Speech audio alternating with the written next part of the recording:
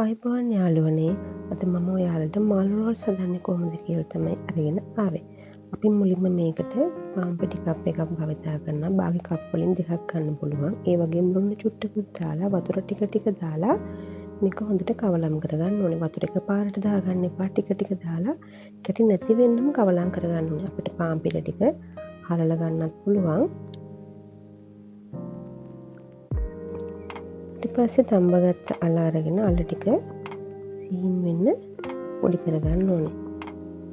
වාචනයක් ලෙපේ තියලා ඒකට අපි තෙල් ටිකක් දාලා ඒකට ලුණු ටික දාලා ලුණු ටික පොඩ්ඩක් බැදීගෙන සුදු ලුණු ටිකක් දාලා ඊට පස්සේ කරපොංචි ටිකක් දාගන්න ඕනේ. ඊට පොඩ්ඩක් බැදීගෙන එනකොට කහ කුඩු මිරිස් කුඩු දාලා ඊට පස්සේ පොඩි කරගත්ත අල ටිකක් දාගන්න ඕනේ. ඒ වගේම මම ලීස් එකතු කරගත්තා. ලීස් පොඩි කෑලි වලට කපලා එකතු කරගත්තා. ඒ වගේම ගම්මිරිස් කුඩු ටිකක් ලුණු කුඩු ටිකක් එකතු කරගන්න ඕනේ. අපේ රස අනුව ගම්මිරිස් කුඩු ලුණු කුඩු වැඩි කරගන්න පුළුවන්. ඊට පස්සේ තමයි මම තඹගත්ත මාළු ටික දැම්මේ. ඔයාලට ඕන නම් සැමරුණත් මේකට දාගන්න පුළුවන්. මම අබැට ටිකක් දාගත්තා. මට ඒක මුලින් දාන්න අමතක වුණා. මම පස්සේ තමයි අබැට ටිකක් එකතු කරගත්තේ. ඊට පස්සේ පෑන් එකට තෙල් චුට්ටක් දාලා අපි හදාගත්ත බැටර් එක චුට්ටක් දාලා ඒක හොඳට පොඩි රොටියක් වගේ හදාගෙන දෙපැත්ත පුච්ච ගන්න ඕනේ. තුනියට දාගන්නව නම් හොඳයි.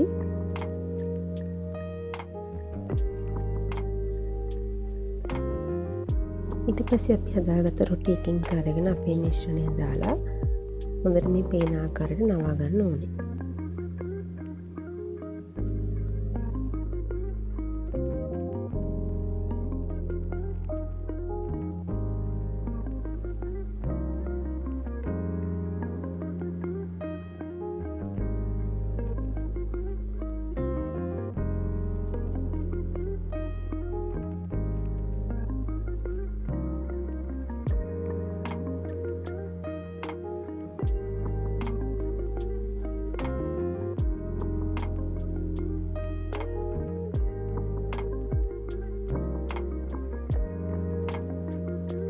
මට මේ පාන් පිටි කප් එකෙන් රෝල්ස් 6ක් හදාගන්න පුළුවන් වුණා.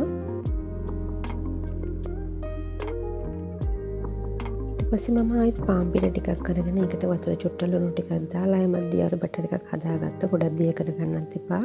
කලින් බැටර් එකකින් ඉතුරු වුණොත් ඒක තියාගන්නත් පුළුවන්. ඒ වගේම මම පාන් කුඩු ටිකට කහ කුඩු චුට්ටක් මිශ්‍ර කරගත්තා. හොඳ පාටක් එන්න ඕන නිසා අපේ රෝල්ස් එකට. ඊට පස්සේ මේ පේන ආකාරයට පාන් පිටි මිශ්‍රණයේ රෝල්ස් එක දාගෙන ඊට පස්සේ පාන් කුඩු තවර ගන්න ඕනේ.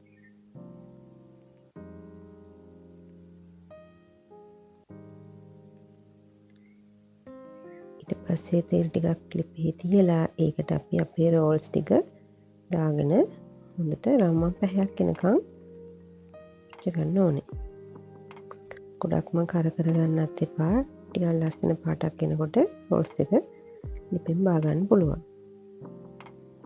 මේ වගේ රෝල්ස් 6ක් මම හදාගත්තා. හරිම රසයි. ඔයාලත් හදලා බලන්නකෝ.